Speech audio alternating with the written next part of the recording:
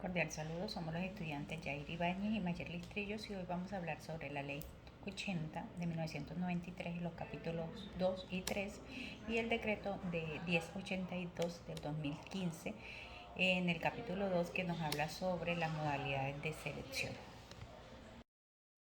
Buenos días, mi nombre es Jorge Ibáñez, soy estudiante de Administración de Empresas de la Universidad Militar.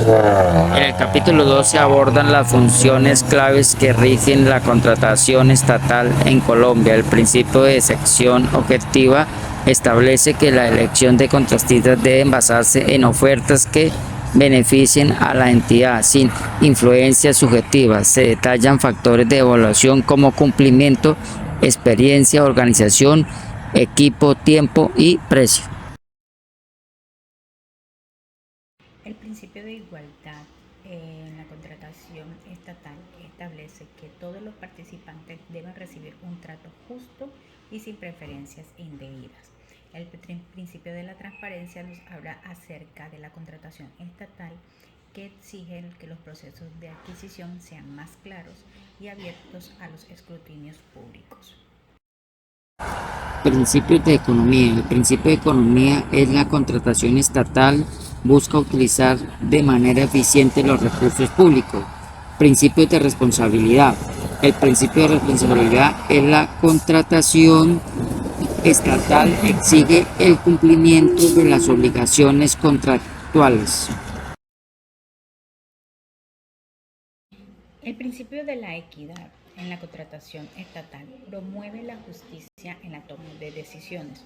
El principio de la eficiencia en las contrataciones estatales busca obtener resultados óptimos en términos de recursos y de tiempo. Principio de publicidad. El principio de publicidad en la contratación estatal garantiza el acceso a la información sobre los contratos públicos. Principio de competencia. El principio de competencia en la contratación estatal fomenta la participación abierta en la selección de contratistas. En el principio de libre concurrencia es un principio que habla acerca de la contratación estatal que nos permite entrar entre diferentes ofertas en los procesos. Cuando hablamos del principio de la probidad, este principio nos habla acerca de las contrataciones estatales que exigen integridad y honestidad en todos los aspectos del proceso.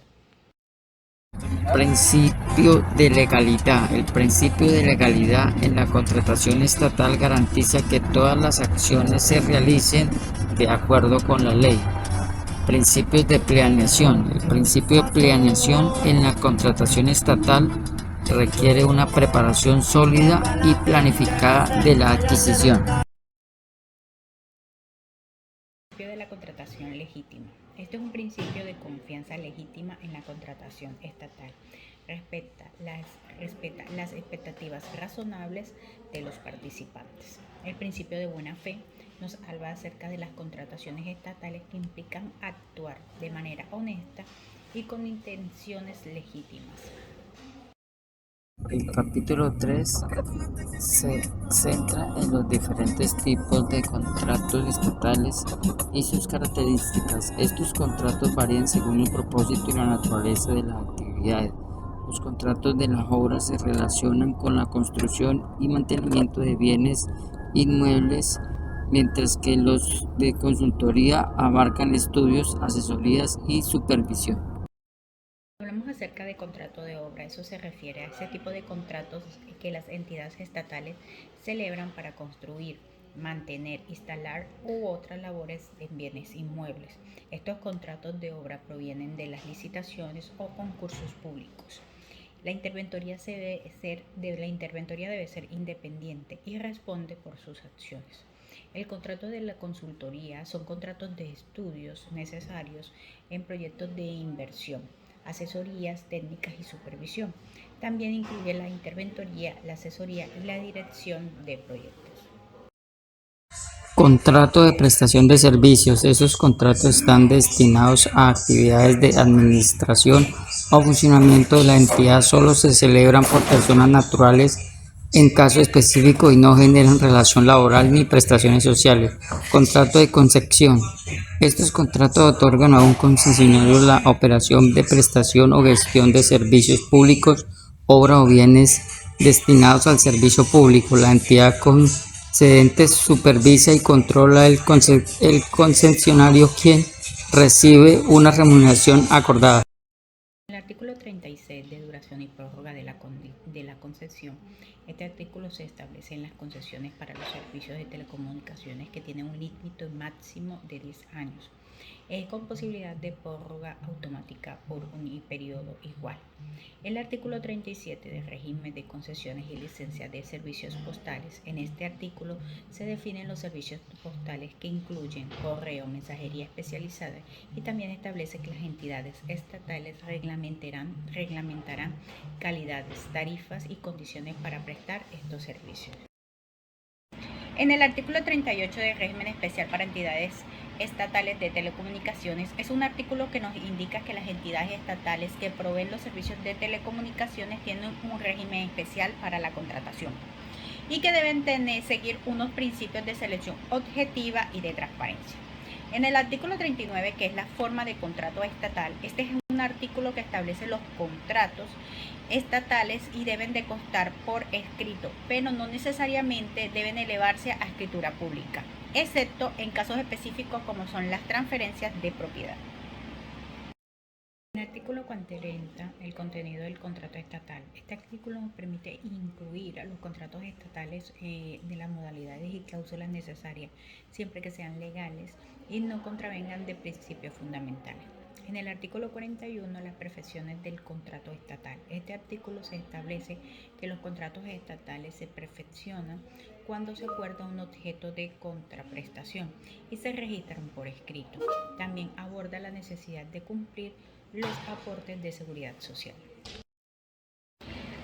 Vamos a hablar sobre el artículo 42, que es la urgencia manifiesta. Este es un artículo que defiende que la urgencia manifiesta como una necesidad inmediata para adquirir bienes, servicios u obras para mantener servicios públicos o responder a situaciones de excepción.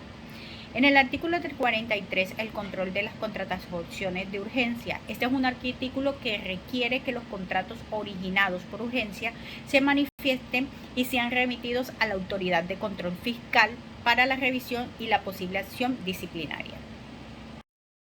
1082 del 2015.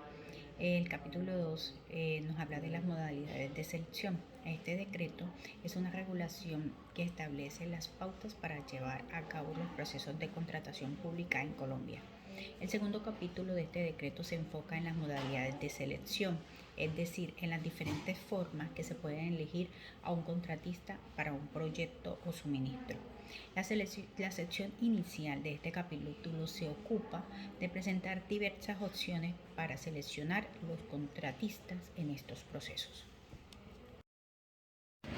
Vamos a hablar sobre la subsección 1 de la licitación pública del decreto 1082 del 2015, donde hablamos sobre el capítulo 2 y la sección 1. Entonces, la subsección del capítulo 1 del capítulo 2 del decreto del 1082 del 2015 se centra en una modalidad de selección de contratación pública conocida como licitación pública. Esta modalidad implica un proceso competitivo y de transparencia en el que las entidades gubernamentales buscan contratar proveedores o contratistas para realizar estos proyectos o suministros específicos. Durante la licitación pública se invita a los diferentes proveedores a presentar estas propuestas y se selecciona al contratista basándose en los criterios objetivos y transparentes.